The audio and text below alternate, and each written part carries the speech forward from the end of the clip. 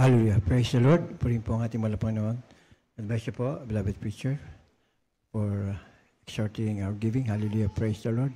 Paliwanag po na pagbibigay. And to all our beloved brethren who are faithfully giving their tithes and offering, pagpalain po kayong lubos ng ating mahal na Panginoon. Pagpapalang matira, pisikal, tigit siya po, spiritual na pagpapala. Hallelujah. Praise the Lord. Tuloy-tuloy na po tayo sa ating pong banal na gawain. Dadako na po tayo sa ating pong pag-aaral po ng banal na salita ng ating mahal na Panginoon. Hallelujah. Praise the Lord. At tayo po lahat ay magkaisang manalangin bago po sa ating pong pag-aaral ng God's Word. Hallelujah. Praise the Lord. Almighty God, in your holy and mighty name, our Lord Jesus Christ, and through the leading prayer of our beloved pastor, Evangelist Will Estrada Meda, the end-time prophet for our loving God, we all humbly come in your throne of grace, asking for your forgiveness from all of our sin that we have committed against you, Lord. Yes, Lord, we always displease you in so many ways. Please forgive us. Have mercy, have pity upon us. Cleanse us, O Lord, with your most precious blood that was shed in the cross of Calvary. Create in us a new clean heart, a new mindset that will do your will until you return. Heavenly Father, we ask you to bless and anoint every single word that we're going to share in this Bible study. Be with us and guide us. Be in our midst. We can do nothing without you, Lord. I also ask the Father to bless any single word that will come out from my mouth, and let it be a blessing to each and every one of us. Give us all wisdom, comprehend and understand your holy word. Open our spiritual eyes to see and our ear to hear. Bless us with your Holy Spirit to guide us in this Bible study. In Jesus' name we pray. And through the reading prayer of our beloved pastor, Evangelist Will Estrada Meda, we bind and rebuke all power of darkness, doubts, unbelief, hindrances, distraction, cast out in Jesus' name. Amen, amen. Hallelujah. Praise the Lord. Purihin po ang ating mahal na Panginoon. First and foremost, I would like to give the highest praise, the highest worship, the highest glory, and everlasting thanksgiving to our Lord of Lords, King of Kings, ever dearest Jesus. Hallelujah. Praise the Lord. And I would like also to give my greetings and respect to our beloved pastor, to his beloved children, grandchildren, and to his beloved in-laws. And I would like also to cherish and treasure the loving memories of our beloved Assistant Pastor Lina C. Almeida, and to all of you, beloved brethren, a pleasant good evening. At pagpalain po kayo lahat ng ating mahal na Panginoon. And to all birthday celebrants for the month of October, God bless you all po with long life. At bumabati rin po ako sa ating po mga webcast viewers na kasama nating pinapupurihan, niluluwalhati po ang ating mahal na Panginoon sa pamamagitan po ng panonood po ng ating webcast live. Hallelujah. Praise the Lord. Purihin po ang ating pong pinakamamahal na Panginoong Kristo at tayo tuloy-tuloy na po. Pamamagitan po natin ang ating pong pag-aaralan ngayong gabing ito. Rely on God's Word. Umasa sa salita ng Diyos. Hallelujah. Praise the Lord. At let us start it by reading our first verse, the Word of God, Romans chapter 4, verse 18.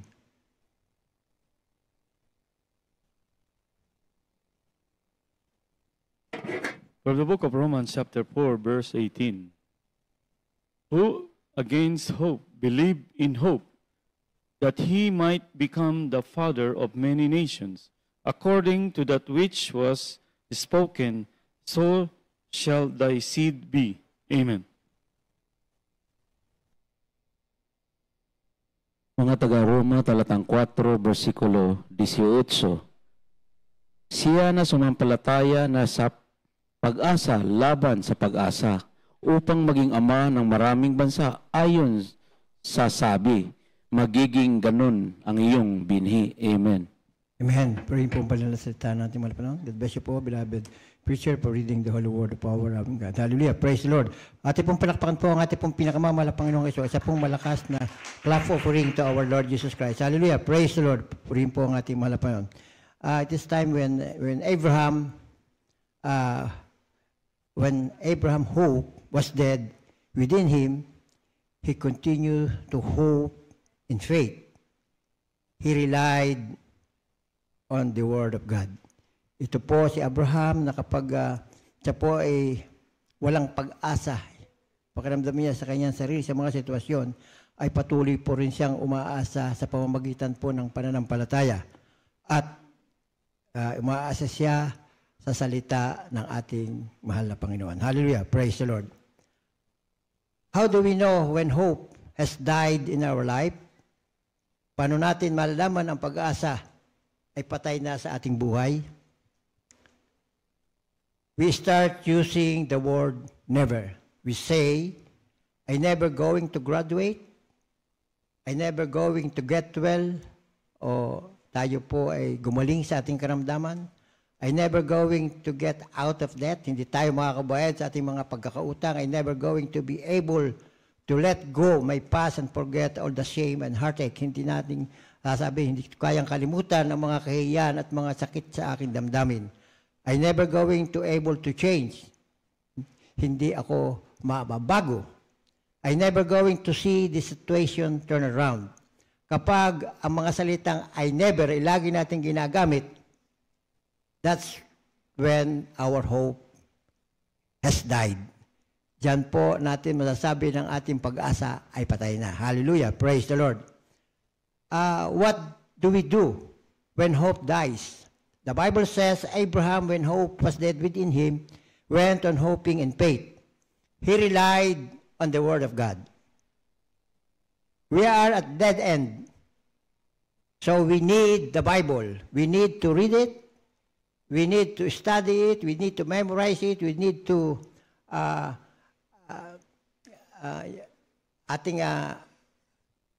gawa ng paraan na ating maunawa at maintindihan. Kinakailangan lagi nating bulay-bulayin ang salita ng ating mahal na Panginoon. Kung maaari, write it down in a little note at we go over it. Ang Biblia ay full of promises. We rely on the Word and trust in its promises. Kinakailangan umasa tayo sa salita ng Diyos at maniwala sa mga pangako nito. And it will revive us emotionally. Ito po ang bubuhay sa ating mga damdamin na patay na pakiramdam natin. Hallelujah, praise the Lord. Dahil sa mga pinagdaraan nating mga matitinding problema o mga pagsubok sa ating buhay. Hallelujah, praise the Lord. Walang iba na makakahikayat sa atin kundi ang salita ng Diyos lamang na nasa banal na kasulatan. Kaya po napakahalaga po. It is really important to read our Bible. Kinakailangan daily ay matutumong basahin ng iyong banal na salita even 30 minutes a day or even 15 minutes a day. Kinakailangan pong basahin nyo at bulayin nyo ang mga nasa loob ng Biblia. When we rely on the Word of God, tayo po ay hindi nagpapanik, hindi po tayo nag-aalala. Because we are reminded that even something is out of control, we know that God never out of control. Kaya po, yun po ang ating dapat isipin at pakaintindihin na kahit hindi natin hawak ang mga pangyayari sa ating buhay, ang mahal na Panginoon ay hawak tayo ang ating mga buhay. Yun, hawak tayo kung tayo po ay tumatalima sa kanyang mga utos. Hallelujah, praise. Kung isinabubuhay natin ang banal na salita, God is in control in our lives. Kasi kapag hindi na natin ipinamumuhay ang banal na salita ng ating mahal na Panginoon, nalulungkot siya. Dahil kapag hindi mo pinamumuhay ang salita ng Diyos, ibig sabihin noon, ipinamumuhay mo yung bawal sa salita ng Diyos. At kapag ikay gumagawa ng against the Word of God, you are the enemy of God. Nagiging kaaway tayo ng ating mahal na Panginoon kapag hindi natin nagagawa ang kanyang kalooban. Anong atin dapat gawin pagka nasa atin ang mga ganong sitwasyon? Pagka hindi mo na malaman ang gagawin mo kung paano mo may babangon ng sarili, wala kang dapat gawin. Kundi humingi ka ng tawad sa ating mahal na Panginoon at ikaw na may patatawan. However, yung mga consequences ng ginawa mong pagkakamali, meron yan nakalaang parusa o pagsubok o dapat mong gawin para mawala ka sa ganyang sitwasyon. Bakit mo ba ang mahal na Panginoon ay tayo niya sa mga pagsubok? Our dead end is a test of faith. Dito sinusubukan ng ating mahal na Panginoon ng ating pananampalataya. The Bible says, while God was testing Abraham, still trusted in God and His promises, and so he offered up his son. Sa kabila ng mga pangyayari kay Abraham, natuto siyang magtiwala sa ating mahal na Panginoon. At even ang utusan ng mahal na Panginoon, na isakripisyo niya ang kanyang anak na sa Isaac, na ipinangako siya na magkagiging umpisa ng mas marami pa sa marami pa sa mga bituin sa langit na magiging kanyang mga nilalang, kanyang mga angkan. Hallelujah, pray. Bakit ganoon na lamang ang pananampalataya ni Abraham? Dahil nakilala niya ang mahal po ng kapag sinabi ay nangyayari. Hindi mo po pwedeng hindi susundin ang sinabi ng ating mahal po. Katulad ni Abraham, nung siya ay sabihin, pumunta ka sa lugar na yon, sa Canaan, at dalhin mo lahat ng iyong mga pangkaari, subalit huwag kang magsasama ng kasamahan mo. O, ano nangyari? Sinama niya si Lot na kanyang pamangkin. Paborito niyang pamangkin si Lot. Ano nangyari? Nagkahiwalay din sila. Nagkaroon sila sa rin problema. Nagkaroon ng tagutom. Dahil rinati niya, doon siya pumunta sa sa mga disyerto, binigay niya si Lot sa saganang lupain. Dahil nag-aaway-aaway na yung mga katulong ni Lot at saka ni Abraham. O, ganun na nga. Tapos, nang magkagutom, ang ginawa ni Abraham, sa halip na pumunta sa hingi ng presensya o manumbalik o magtiwala sa ating mga pumunta sa Ehipto, ano nangyari siya? Nagsinungaling pa siya. Sinabi niya si Sarah ay kanyang kapatid. Sa bagay, kapatid naman niya si Sarah. Subalit nung una, pwede mong pakasalan ng iyong kapatid. Hallelujah, praise the Lord. Kaya natakot si Abraham dahil baka patayin siya dahil nakita niya baka makita ng hari na maganda si Sarah, ay siya papatayin para makuha. Pero actually talagang kinuha. Subalit nangusap ang mahal na Panginoon sa hari at sinabing si Sarah ay may asawa. So, pinabayaan na sila. At ang pangalawa ay nung sabihin, nangako sa kanya ng anak. Anong ginawa ni Abraham? Dahil natagalan na hindi sila nagbibigay anak. Wala silang pasensya. Hindi nila sinunod ang utos. Ano ginawa ni Sarah? Binigay ang kanyang katulong at doon nagkaanak si Abraham na unang anak ni Abraham ano pangalan? Hindi man ano pangalan ng unang anak ni Ismael. Yeah, thank you, brother. Ismael ang unang anak ni Abraham. Ayun, nung magkaanak siya, tapos saka ibinigay ng bandang huli yung pangako na tinupad ng mga laparo na bibigyan siya ng anak, si Isaac ang lumabas. Nagkagulo rin, nag-away. Hanggang sa oras na ito, yung lahi ni Ismael at saka yung lahi ni Isaac ay siya nag-aaway sa Middle East. Kaya nung utusan siya ng mahal na Panginoon na isakripisyo ang kanyang anak na si Isaac, hindi siya nagdalawang isip. Hindi siya nag-alala. Kanyang sinunod ang salita ng Diyos, ang kautusan, na naalaala niya kasi yung kung ano ang kayang gawin ng ating mahal na Panginoon. He relied on what God had promised to him. At yun nga po, na lahat mga pangako na ibinigay sa kanya, ay pinagkaloob ng ating mahal na Panginoon. Kahit na siya ay nagkakamali at nagkakasala. What happened when God takes our most precious dream and wants us to give it up? Can we do that in faith? We are at a dead end, and God's going to deliver us if we give the right answer. Kaya po, tayo po ililigtas ng ating mahal, kahit na yung ating pinakahalagang pangarap sa buhay, ay sinabi ng mahal po, huwag mong gawin yan, at ipinagkaloob mo, at sinabi mo, oo, mahal Panginoon, hindi ko po ito gagawin. Ikaw ay ililigtas ng ating mahal Panginoon sa lahat ng dahil ang mahal Panginoon, ang He is the sovereign God. He knows everything. At alam niya ang ikabubuti ng bawat mananampalataya sa kanya. Sabi nga po, for God so loved the world that He gave His only begotten, whosoever believe in Him shall not perish, but have an everlasting life. And all things work together for good for those who love the Lord, for those who are called according to His purpose. Kaya po, lahat na nangyayari sa ating buhay ay para sa ating kapakinabangan dahil tayo po ay nasa pagkalinga ng ating mahal na Panginoon. Hallelujah, praise the Lord. Kung tayo may dumadaan sa mga maraming pagsubok, tayo ay nililinis din ang ating mahal na Panginoon. Ang gusto ng ating mahal na Panginoon, isubmit mo sa Kanya lahat. Ibigay mo sa ating mahal na Panginoon ang lahat ng iyong mga hinaing. Hallelujah, praise the Lord. But the Bible says, Abraham never doubted. He believed God. For his faith and trust grow ever stronger. And he praised God for this blessing even before it happened. Hindi nagdalawang isip o hindi nagwala ng tiwala ang si Abraham sa ating mahal na Panginoon. Ginawa niya na ito na may pananampalataya at pagtitiwala sa ating mahal at nang gawin niya ito, lalo lumago ang kanyang pananampalataya sa ating mahal na Panginoon. Hallelujah, praise the Lord. And even, pinupuri niya ang mahal na Panginoon kahit wala pa yung hinihingi niyang blessing. At ibig sabihin, pagpupuri niya, tinanggap na niya. Yun ang nais ng ating mahal na Panginoon. Hindi mo pa natatanggap, ay pinapupurihin mo na siya, pinasasalamatan mo na siya. Dahil hindi naman ibibigay sa iyo kung makakasama sa ibibigay sa iyo sa ikabubuti, pero nais niya ay talagang ibigay mo lahat sa ang iyong mga hinaing, mga problema mo, mga kailangan mo sa ating mahal na Panginoon at ibibigay niya on the right time. Hallelujah. Praise God. Basahin po natin Romans 4:20. From the book of Romans chapter 4, verse 20. He staggered not at the promise of God through unbelief, but was strong in faith, giving glory to God. Amen. Amen.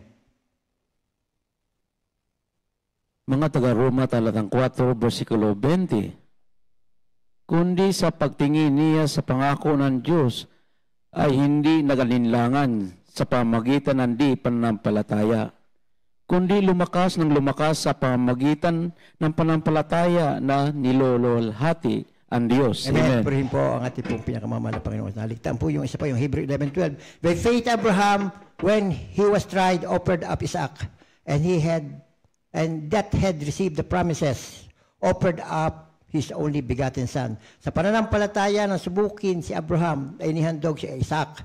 O siyang tumanggap ng may galak ng mga pangako ay siyang naghandog sa kanyang bugtong na anak. Hallelujah, praise the Lord. Ganoon ang pananampalataya ni Abraham kaya tinawag siyang father of faith. Hallelujah, praise the Lord. Kaya po napakahalaga po ng ating pananampalataya. Ang nananampalataya, ang naniniwala sa ating mahal na Panginoon ay yung gumagawa at tumatalima sa kanyang mga salita. Patunayan mo na naniniwala ka, nananampalataya ka sa ating mahal na Panginoon, isabuhay mo ang kanyang banal na salita. Wala kang pipiliin kahit ano. Basta kung ano ang kautusan na nakasulat sa banal na salita dapat nating gawin bilang isama na ating gawin. At sinabi, kahit nasusunod mo na lahat ng kautusan at meron kang isang nakaligtaan o natalisod, ay nagkasala ka sa lahat. Ganyan katindi ang maging tunay na Kristiyano. Sabi nga po, ang daan daw sa buhay na walang hanggan sa kaharian ng Diyos ay napakakipot dahil marami kang dapat gawin. Marami kang bawal. Marami dapat susunod ka sa kanyang mga utos. At yun daw pong daan papunta sa kapahamakan ay maluwag. Kasi walang bawal, kahit ano pwede mong gawin. Ngayon, it's our choice. Kasi kahit tayo nakakilala na, tayo Kristiyano na, pwede tayong magkamali at nagkakamali dahil nandito pa tayo sa ibabaw ng lupa. Pero ang mahalaga doon, pinarununtunan mo ang iyong pagkakamali. Tinatanggap po yung at hinihingi mo ng tawad sa ating mahal na Panginoon. Ang mahirap niyan, kapag ikaw nagkamali, hindi mo patuloy na magkakamali ka at magkakamali dahil yung nalinlang ka na muli ng kaaway. Ang number one panililang ng kaaway ay yung pride.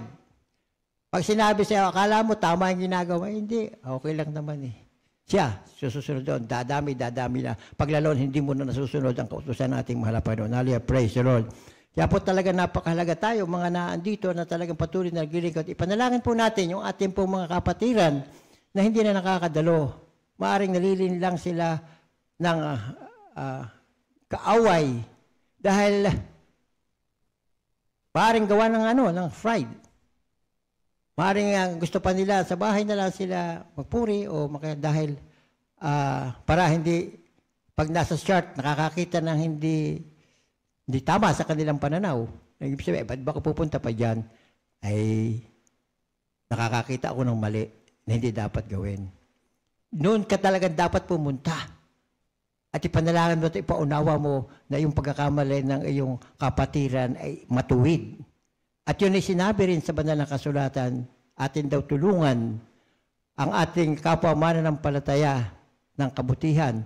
Paano natin matutulungan ang ating kapwa mananampalataya ng kabutihan? Pag nakikita mo na may maling ginagawa, pagsabihan mo. Kung hindi maniwala sa iyo, iluhod mo, ipanalangin mo. Hallelujah, praise the Lord. Hayaan mo ang mahal na Panginoon ang mag-correct sa Kanya. Hallelujah, praise the Lord. At yun ang matindi, kapag nag-correct na sa iyo ang mahal na Panginoon, talagang dadaan ka sa mga maraming pagsubok na halos hindi mo makakayanan. Kaya po napakahalaga na talagang ikaw ay nasa presensya natin at magiging nasa presensya ka lang lagi ng ating mahal kapag ikaw laging dadalo sa banal na gawain. Bakit? Inuutos ng ating mahal na Panginoon ikaw dadalo. At kapag tayo dumadalo, dito natin napapapurihan sama-sama ang ating mahal. We are a body of Christ.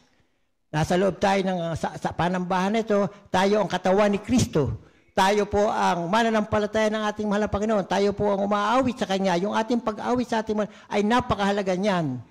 Hallelujah, praise the Lord. Lahat ng umaawit sa mahal na Panginoon ay pinagpapala. Lalo na't isinabubuhay mo ang kanyang banal na siya. At hindi mo maaaring hindi sa bubuhay. Dahil kapag ikaw lagi nagpupuri sa ating mahal na Panginoon, ang banal na Espiritu ay nagkakaroon ka lagi ng infilling of the Holy Spirit. Lagi nasa hindi aalis sa iyo dahil ang ginagawa mo ay ang kanyang kalooban. Kaya po napakahalaga po ng ating pagpupuri. At ito po ang magpapalakas sa ating pong pananampalataya. Hallelujah, praise the Lord. Ang pangako ay kasing ganda lamang ng katangian ng isa nangangako. Sino po bang nangangako? Ang ating mga Panginoon, kapag siya'y nangako, kanyang tutuparin. Dahil po, God cannot lie because He is a complete truth. Siya po ay tunay na katotohanan. Hallelujah, praise the Lord. If He makes a promise to us, He is going to fulfill it. Kapag nangako ang mahal na Panginoon, kanyang gagawin. Hindi yung katulad ng ibang pag nangako ay napapako. Purihin po ang ating mahal na Panginoon. It will happen exactly as He said. When we are out of dead end, when we are at dead end, trust in this truth, na ang Diyos ay totoo, ang pangako ng Diyos ay totoo, at tayo po ay iniligtas ng ating mahal na Panginoon. Ibinigay niya ang kanyang buhay para sa ating mananampalataya na tayo makasama niya. Hindi lang sa buhay na walang hanggan, kundi habang tayo nandito sa ibabaw ng lupa. Siya ang ating sandigan. Siya ang ating alalay, siya ang ating gabay, at kailan pa man hindi tayo pababayaan habang ikaw ay tumatalima, sumusunod ko sa Kanya, pinamumuhay mo ang Kanyang banal na salita. Even we are not at a dead end, right now we can still use word to prepare ourselves for this phase of faith. We have to rely on God's promises when we are at dead end. Talaga pong wala tayong dapat alamin o gawin kapag tayo po ay naroon sa panahon ng walang kapag-asa, kundi ang ating mahal na Panginoon, dahil ang mahal na Panginoon ang siya nating pag-asa. Hallelujah. Praise the Lord. Sa anumang kalagayan o sitwasyon natin sa ngayon, ano ba ang inaasa nating gawin ng mahal na Panginoon? Ang ilan sa atin ay di umaasa na may gagawin ang ating mahal na Panginoon sa atin. Subalit, ang Diyos ay gumagawa sa ating buhay ayon sa ating inaasahan. Yan ang tinatawag na pananampalataya. Kapag ang ating kaisipan ay laging nakasentro sa ating mahal na Panginoon at nagagawa natin ang kanyang kalooban, sabi nga sa banal na kasulatan, kapag dito napapaluguran ang ating mahal na Panginoon, pag inaasa natin sa kanya lahat, kapag napaluguran natin ang ating mahal na Panginoon, hindi mo na kinakailangan humingi pa ng anong bagay. Ang nasa palaan ng puso mo ipagkakaloob na sa iyo. Hindi mo na kinakailangan humingi ka ng kung ano pang bagay na kailangan na pagaling ka sa iyong karamdaman, baguhin ang takbo. Hindi na. Sumunod ka lang na sumunod sa salita natin mahal na Panginoon. Mismo ang mahal na Panginoon, makikita mo ang iyong ginagawang pananampalataya, pagtalima, pagtitiwala sa mahal na Panginoon, ang magbibigay sa iyo ng tagumpay sa pamumuhay mo dito sa ibabaw ng lupa. Basahin po natin ang 2 Corinthians chapter 1, 9 to 10. 2 Corinthians chapter 1, verse 9 to 10. But we had the sentence of death in ourselves, that we should not trust in ourselves, but in God, which raiseth the dead, who delivered us from so great a dead, and doth deliver, in whom we trust that ye will yet deliver us. Amen. Amen. Pangalawang taga-Korinto, talatang 1, versikulo 9 hanggang 10. Oo, kami nagkaroon sa aming sarili ng hatol sa kamatayan, upang wag kaming magkatiwala sa amin ding sarili, kundi sa Diyos na bumubuhay na maguli ng mga patay. Jesus na siya sa amin ay nagligtas, sa gayon naming inaasahan na siya naman magliligtas pa sa amin. Amen. Amen. Purihin po ang banal na salita ng ating malamang God bless you po. Beloved preacher, for reading the holy word of our loving God. Hallelujah. Praise the Lord. At misana pa po natin palakpakan po ang ating pong pinakamamahal na Panginoong Jesucristo. Hallelujah. Praise the Lord. Purihin po ang ating. The Bible says that we might not rely on ourselves but on God. Huwag tayo umasa sa ating sarili, kundi sa ating mahal na Panginoon lamang na bumubuhay ng mga patay. He has delivered us, tayo kanyang iniligtas, at tayo kanyang niligtas pa uli, at tayo kanyang patuloy na ililigtas. Ganyan ang mahal na Panginoon dahil bilang tao dito sa ibabaw ng lupa, tayo nagkakamali. Pero tayo niligtas ng una ng ating tanggapin bilang Diyos sa sarili tayo nagkakamali, pero patuloy tayong iniligtas ng ating mahal na Panginoon. Basta matuto lamang tayo ng dapat nating gawin para kay maligtas, para mapatawad ang iyong kasalanan. Dahil kung hindi mo ihihingi, hindi mo isasubmit ang iyong sarili, o bibigay mo, o maniniwala ka na ikaw'y nagkamali, dapat ihingi mo ng tawad yan sa ating mahal. Dahil yung conviction, yun po ay talagang nasa sa atin kapag ang Espiritu ng Diyos ay nasa atin. Pagkakamali ka pa lang, ikukunbik ka na. Nagkamali ka, talagang conviction mangyari, talagang malulumo ka, bakit mo nagawa ang mga bagay na yon. Nahihiya ka sa mahal na Panginoon, hindi ka natatakot kanino man, sa Diyos ka natatakot, kaya gumagawa ka ng paraan para makapagbalik ka sa ating nagkamali at nagkasala. Kinakailangan tayo matakot na gumawa ng kasalanan dahil tayo mahal ng ating mahal at ayaw nating tayo ay mawawala sa kanyang kalinga o sa kanyang presensya. Hallelujah. Praise the Lord. Ano ba ang purpose ng dead end? Ang purpose po ng dead end ay upang turuan tayo na magtiwala sa ating mahal na Panginoon. Why does God let things get so bad and so out of control? So He can force us to learn to trust in Him. Para tayo po ay mapursige niya o maipakita sa atin na kinakailangan tayo po ay magtiwala sa Kanya. Hallelujah, praise the Lord. Instead of trusting our own ingenuity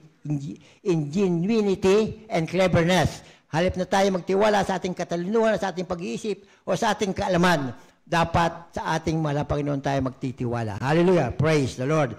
Kasi po ang katalinuhan ng tao at katalinuhan o pag-iisip ng tao ay makamundong kaisipan. Subalit kapag ang iyong pinaniwalaan, pinanampalatayanan mo, at iyong pinagtiwalaan mo ay ang ating mahal na Panginoon, ikaw ang tunay na matalinong tao dito sa ibabaw ng lupa at nakakasigurado ka ng buhay na wala, hindi lang buhay na wala, kundi you will be successful even on this earth at saka sa buhay na walang hanggan na makakasama mo ang ating mahal na Panginoon. Hallelujah, praise the Lord.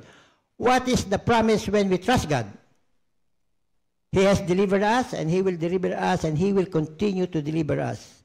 Ano po ba ang mga klase ng mga deliverance o pagpapalaya na ginagawa sa atin ng mahal na Panginoon? Number one, God uses circumstantial deliverance.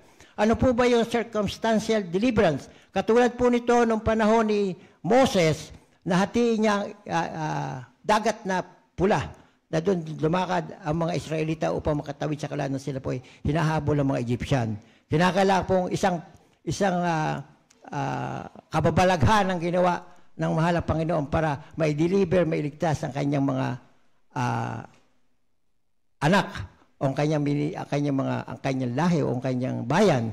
Ganun po, yung po ang circumstantial deliverance. Pati ito po, yung pong circumstantial deliverance. Yun din pong pagtigil po ng tubig dun sa River Jordan, tatawid po ang mga Israelita na pasan-pasan po yung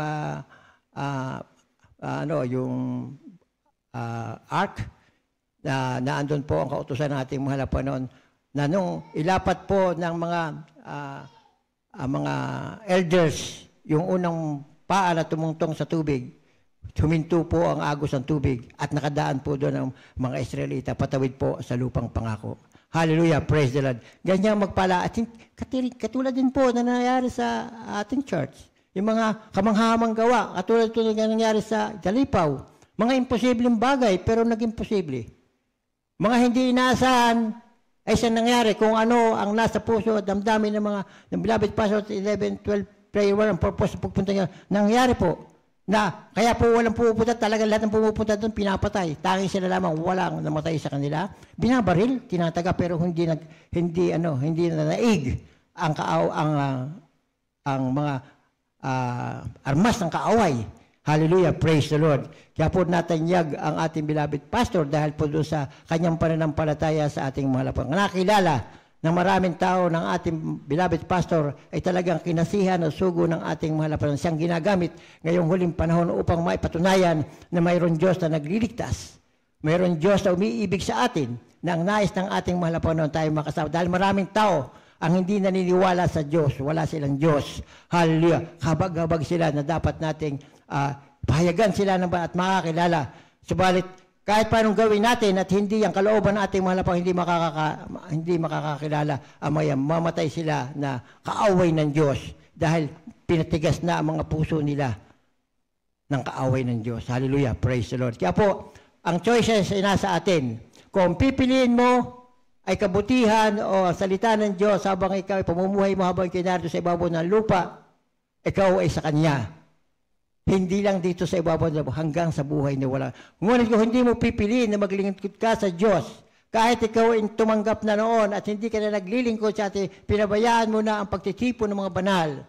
Pinabayaan mo na ang pagtalima sa kanyang mga utos na iyang isa pang pinakamahirap gawin. Yung utos na sa iyong kapatid o sa iyong mga kaibigan o whatever na may problema, damhin mo, pasanin mo ang problema ng iyong kaibigan na kakilala.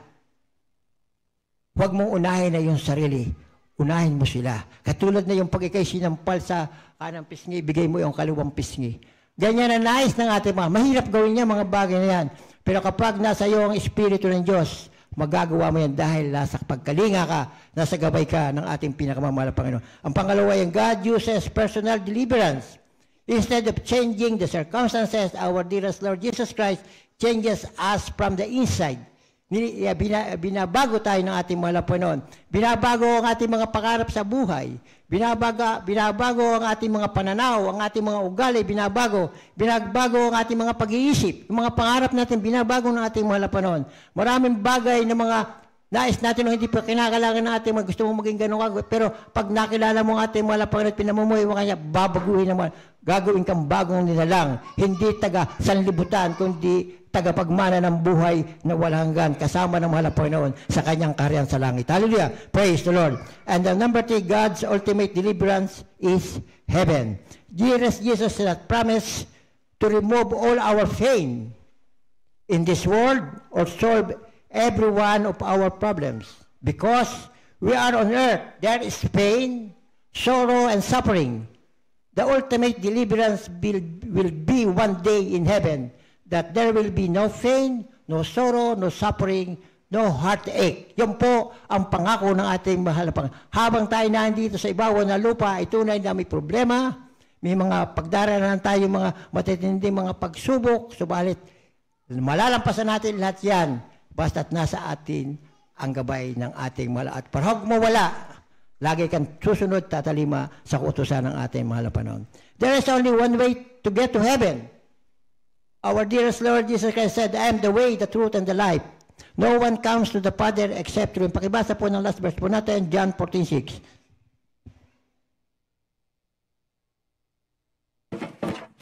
From the book of John, chapter 14, verse 6, Jesus said unto him, I am the way, the truth, and the life. No man cometh unto the Father but by me. Amen. Sa aklat ni Juan talatang 14, versikulo 6, sinabi sa kanya ni Jesus, ako ang daan at ang katotohanan at ang buhay. Sino man ay di makaparoroon sa Ama, kundi sa pamamagitan ko. Amen. Amen. Purihin po ang ating pong pinakamamahal na Panginoong Jesucristo. Yan po ang dapat maunawa at maintindihan ng buong sanlibutan. Dahil maraming mga relihiyon na hindi po nila sa papamuhay ang mga salitang iyan. Hindi po sila naniniwala ng ating mahal na Panginoon ay sabi nila tao lamang. Ang ating mahal na Panginoon ay tao at Diyos. Siya ang Diyos na nagkatawang tao, bumaba dito sa ibaba ng lupa upang isakripisyo kanyang buhay. At ang sino man tumanggap sa kanya ay maliligtas at magmamana ng buhay na walang hanggan. Hallelujah, praise the Lord. When we are at a dead end, our Lord Jesus Christ can take that hopeless end and turn it to an endless hope. Kapag ang mahal na Panginoon ay nasa atin, yung po ang ating mga dead end, yung po ang ating mga pakiramdam natin, tayo po ay wala ng pag-asa sa buhay, kukunin po ng ating mahal na Panginoon yung pong kawalan ng pag-asa, dadalhin to tungo sa walang katapusang pag-asa. Yan po ang pangako ng ating mahal na Panginoon. Tayo po ba ay nasa dead end? We are all invited to take that problem, that situation, even our own life, to give them to our Lord Jesus Christ. Everything in us, kung ano man na nasa sa iyo, lahat ng bagay na nasa iyo, bilang ikaw ay pinananahanan ng mahal ng Diyos, pinananahanan ang buhay mo, bilang ikaw ay mananampalataya, bilang ikaw ay servants of God, isuko mo lahat ang sarili mo sa ating mahal at lahat ng bagay ay makakamtan mo na naaayon sa kalooban ng ating mahal na Panginoon. Hallelujah! Praise the Lord! Purihin po ang ating pong pinakamamahal na Panginoong Kristo at sana po tayo po ay may pamuhay natin ang kanyang banal na salita. Hallelujah! Praise the Lord! Awitan po natin na isang makalangit na awitin po ang ating mahal na Panginoon bago po sa ating pong mga pangangailangan. Hallelujah! Praise the Lord! Hallelujah! Praise the Lord!